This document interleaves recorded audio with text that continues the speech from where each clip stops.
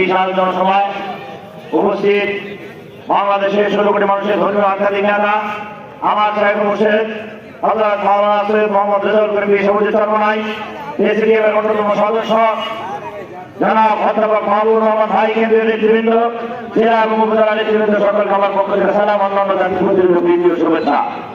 আজকে আমরা বলে দিতে চাই, আমাদের বাংলাদেশের কথা কথিত কোনো কোনো দল বলে ইসলামী আন্দোলন কথা হাত পাকার ভোট নাই, কথা বলে ঠিক কিনা? ও ভাই, আমরা 12 তারিখে দেখিয়ে দিতে চাই ইসলামী আন্দোলন আমি বলি কালীগঞ্জ হাত পাকার ভাবি, কথা বলে ঠিক কিনা? আগামী 12 তারিখে হাত পাকাকে বিজয়ী হিসাবে মুফতি মাহফুজকে সংসদে পাঠাতে চাই, কথা বলে ঠিক কিনা? আপনার কাছে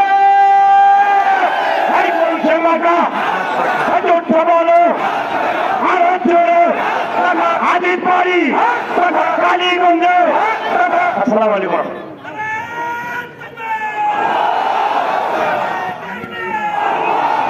সংগ্রামী সাথী